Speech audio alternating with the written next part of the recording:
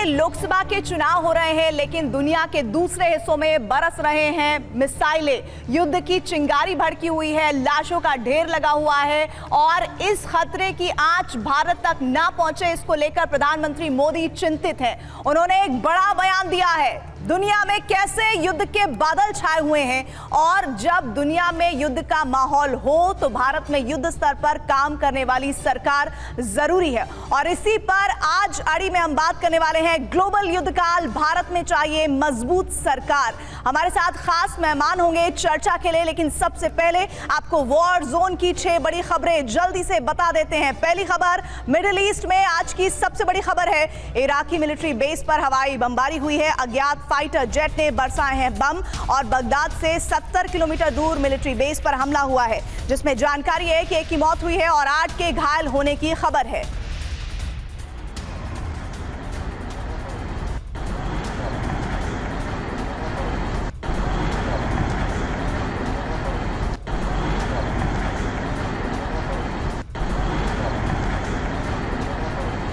और इसी के साथ ही दूसरी खबर का रुख कर लेते हैं। दूसरी बड़ी खबर, ईरानी फोर्स हशद अल शाबी का हवाई हमला, जिस तरह से बेस तबाह किया गया है। बड़ी तादाद में हथियार और बम बारूद नष्ट किए गए हैं। ईरान का समर्थक है हशद अल शाबी। अमेरिका इजराइल पर हमले का इसका शक जताया जा रहा है और लगातार ये तस्वीरें बता रही है कि किस तरह से पूरे दुनिया में इस वक्त युद्ध और तबाही, विनाश के हालात बनते हुए नजर आ रहे हैं। और इसी के साथ ही हम तीसरी बड़ी खबर का रुख कर लेते हैं। तीसरी बड़ी खबर, पॉपुलर मोबिलाइजेशन फोर्स का लेटेस्ट वीडियो हम आपको दिखाने जा रहे हैं। हवाई हमले में एयरबेस पूरी तरह से तबाह हुआ है। कालसू एयरबेस पर हथियारों का गोदाम तबाह हुआ है और ये देखिए गोदाम तबाह होने की तस्वीरें इस वक्त आपकी स्क्रीन पर ब्रेकिंग के साथ।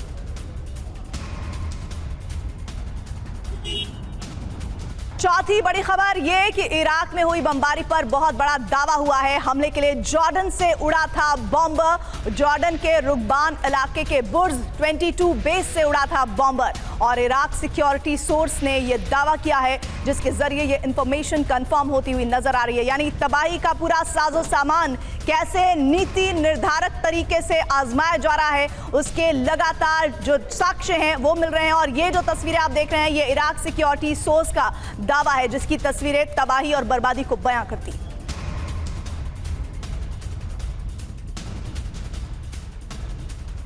पांचवी बड़ी खबर, हमले के बाद इराक एयरबेस की लेटेस्ट तस्वीर आ गई है। स्क्रीन पर देखिए, बमबारी से एयरबेस पर बड़ा बना हुआ है गड्ढा और गड्ढे को देखकर ड्रोन अटैक की आशंका जताई जा रही है। यह तस्वीर आपके सामने आएगी इस ब्रेकिंग के बाद, जिसमें बमबारी से एयरबेस पर बहुत बड़ा सा गड्ढा, ये देखिए एरो के जरिए हम उस गड्ढे को दिखा रहे हैं। एयरबेस हमले में पूरी तरह से ये बेस तबाह हो गया है। ये बड़ी तस्वीर इस वक्त इस युद्ध को और ज्यादा खौफनाक बनाती हुई।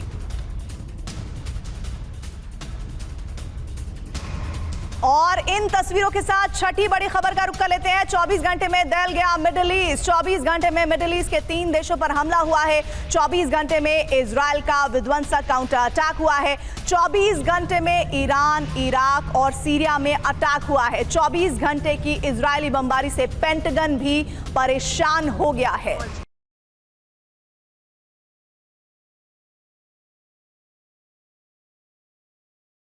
तो देखिए 6 ब्रेकिंग न्यूज हम आपको दिखा चुके हैं और इस पर बात करने के लिए हमारे साथ बड़ा पैनल जुड़ा हुआ है। वो बड़ा पैनल जो इस वक्त दुनिया में किस तरह के युद्ध के हालात बने हैं उन पर तो तीखी और पैनी निगाह रखे हुए हैं। साथ ही भारत के लिए इन युद्ध के हालात में क्या संदेश है, मैं परिचय करवा देती हूँ। Major general VK Datta, defence expert हमारे साथ जुड़ रहे हैं। मेजर जनरल ब्रजेश कुमार हमारे साथ डिफेंस एक्सपर्ट जुड़ रहे हैं। Professor Amitabh Singh, foreign expert हमारे साथ जुड़ रहे हैं। और बाहर स्टूडियो से हमारे साथ नहीं है जो आसिफ रमीज दाऊदी, मिडिल ईस्ट मामलों के विशेषज्ञ हैं। लेकिन शुरुआत इस पैनल की प्रोफेसर अमिताभ जी मैं आपसे करना चाहती हूं। सर, सबसे पहले जो कंसर्न है वो भारत का कंसर्न है। ये इस वक्त जो युद्ध के हालात बने हुए हैं, ऐसे में इसकी आंच भारत पर आप किस तरह से देखते हैं? देखिए, सबसे पहले आंच तो जो ऑयल प्राइसेस के बढ़ने से हो सकता है वो आएगी और इसका इम्पैक्ट नहीं सिर्फ भारत पर बल्कि पूरे दुनिया पर होगा। लेकिन भारत पर इस पर ज़्यादा इम्पैक्ट होगा क्योंकि हम करीब 85 से ज़्यादा प्रतिशत अपने ऑयल या जो फ्यूल रिक्वायरमेंट है वो बाहर से खरीदते हैं। दूसरा जो सबसे इंपॉर्टेंट होगा कि जिस तरह से तनाव बढ़ रहे हैं दुनिया में, वो एक्सट्रीमिस्ट एलिमेंट्स जो अब तक शांत पड़े थे उनको एक बल मिलेगा। और इस तरह के जो अटैक्स हो रहे हैं, जिस तरह के क्लैंडस्टाइन एक्टिविटीज़ हो रही हैं, उसमें इन एक्सट्रीमिस्ट एक्टिविटीज़ को और बल मिलेगा और साथ साथ इनको आर्म सपोर्ट भी स्मगलिंग वे में आ सकता है। तीसरा जो सबसे इंपॉर्टेंट है, अगर स्थायी सरकार भारत में नहीं रही तो इसका खामियाजा भारत सरकार को भी भुगतना पड़ सकता है, चाहे जितने भी टेररिस्ट एक्टिविटीज़ हों, कश्मीर में हो रहे हों, चाहे जो पाकिस्तान से आने वाले एक्सट्रीमिस्ट हैं उनका। तो इम्पैक्ट भारत पर तो पड़ेगा, लेकिन इसका खामियाजा सिर्फ भारत को ही नहीं, पूरे इस रीजन में, साउथ एशिया में, वेस्ट एशिया में हर राज्य को भुगतना होगा। और इसके लिए जिम्मेवार सिर्फ ये स्थिति जो बनी है पूरे मिडिल ईस्ट में, पूरे वेस्ट एशिया में, वो जिम्मेवार होगा। मिडिल ईस्ट की आपने बात की है, मिडिल ईस्ट से खास तौर पर उन मामलों पर निगाह रखने वाले आसिफ रमीज साहब भी हमारे साथ हैं। आसिफ रमीज जी, जरा ये बताइए कि मिडिल ईस्ट में जो हालात बन रहे हैं, उनसे दूर जो बैठे हुए देश हैं वो ये समझे कि हमारी पॉकेट पर असर नहीं पड़ेगा, हमारी जान माल पर नुकसान नहीं होगा, ऐसा अगर वो सोच रहे हैं तो कितना गलत है उनकी सोच? नहीं, देखें, अगर जनरलाइज करेंगे तो पूरे मिडिल ईस्ट में अगर हम गल्फ कंट्रीज को थोड़ा सा उस पर फोकस करें तो उनकी सोच बिल्कुल वैसी नहीं है कि इसका असर कहाँ कहाँ पड़ सकता है। क्योंकि देखें, आप तमाम स्टेटमेंट्स को भी देखें, डी एस्केलेशन की बात करें तो सब ये चाह रहे हैं कि कैसे भी पूरी दुनिया में आज वॉर की स्थिति बनना बिल्कुल ठीक नहीं है। सब चाह रहे हैं कि ये सोल्यूशन वॉर हो ही नहीं सकता। कैसे भी इस पे जो 3Ds पे मैं अक्सर बात करता हूँ, डायलॉग, डिप्लोमेसी और डीएस्केलेशन, जब उस पे बात होगी तभी जाके पूरी दुनिया में इसका असर जो है वो कुछ बेहतर देखने को मिल सकता है। अदरवाइज अगर ऐसे ही चलता रहा तो ये बात सब जानते हैं, यहाँ तक कि इजराइल और ईरान ये भी इस चीज़ को समझते हैं कि वॉर सोल्यूशन नहीं है। ठीक है, जो भी सिचुएशन बनी बहुत अनफॉर्चुनेट है, उसकी बहुत सारी कॉजेज, बहुत सारे रीजन उस पर बहुत लोग एनालाइज करते हैं।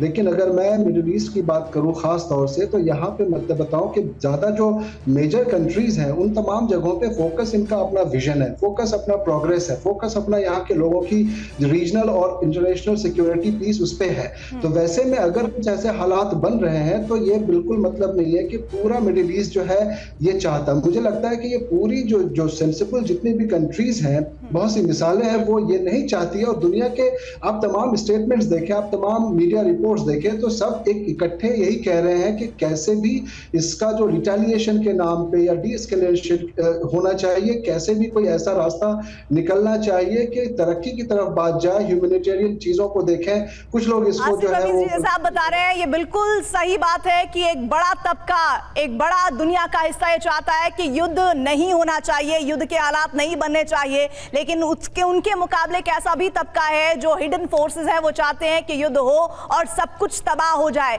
ऐसे में मैं आगे अपने पैनलिस्ट के पास जाऊं। हमारे साथ हमारे सहयोगी मनीष झा भी जुड़ गए हैं, जो न सिर्फ कई वॉर्स को कर चुके हैं बल्कि बहुत जान पर खेलकर उन्होंने ग्राउंड जीरो से रिपोर्टिंग की है। मनीष, मैं आपके पास आऊंगी, लेकिन इधर मेजर जनरल ब्रजेश कुमार साहब, पहले ये बताइए कि इस मौजूदा हालात में भारत के लिए क्या मैसेज है? देखिए, इंटरनेशनल ट्रबल्ड एनवायरनमेंट में जो भारत सुख और समृद्धि की तरफ बढ़ रहा था, उसमें थोड़ी बाधाएं आ सकती हैं।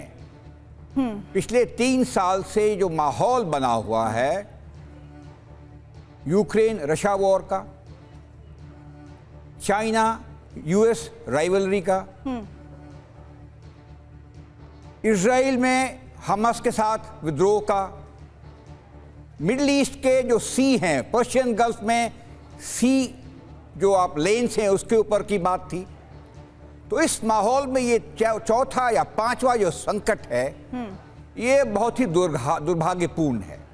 इसके परिणाम बहुत ही संकीर्ण हो सकते हैं और सबको परेशान कर सकता है। और भारत अकेला इसमें शामिल नहीं है, बाकी लोग भी शामिल हैं। लेकिन मौजूदा तौर पे देखें तो स्टेटवे हमको क्या फ़र्क पड़ता है, प्रोफेसर साहब ने भी बताया, हमारे को तेल की बड़ी प्रॉब्लम हो सकती है।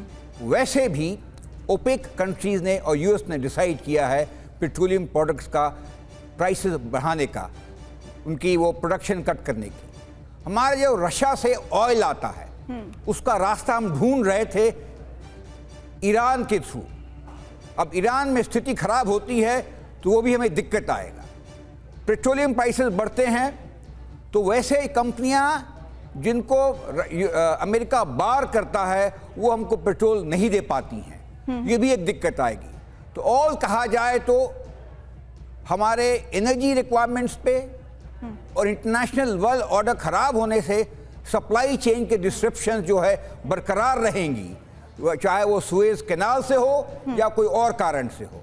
तो मैं ये समझता हूँ ये स्थिति बहुत ही गंभीर है और मैं समझता हूँ कि यूरोप के, यूएस के लीडर्स, चाइना, रशिया मिलकर के ये सोचेंगे और तय करेंगे क्या इस युद्ध को भड़काना सही। मेजर जनरल वी के दत्ता जो सर कमेंट कर रहे हैं उस पर मैं आपका रिएक्शन लूंगी, लेकिन इस बीच कुछ इन्फॉर्मेशन अपने व्यूअर्स को दिखाना चाहती हूँ। इराक को लेकर जो इन्फॉर्मेशन है, जो वॉल के जरिए मैं आपको बताना चाहती हूँ। इराक बगदाद में किन किन हिस्सों में इस वक्त जो जानकारियां मिल रही है, 60 किलोमीटर दूर बगदाद से इस्कंदरिया में यहां पर अटैक हुआ है। देखिए ये एरिया बगदाद से महज 60 किलोमीटर की दूरी पर है जहां पर हवाई अटैक किया गया है। और दूसरा एक इलाका है कालसो जो कि बगदाद से 70 किलोमीटर की दूरी पर है, यहां पर हवाई हमला हुआ है।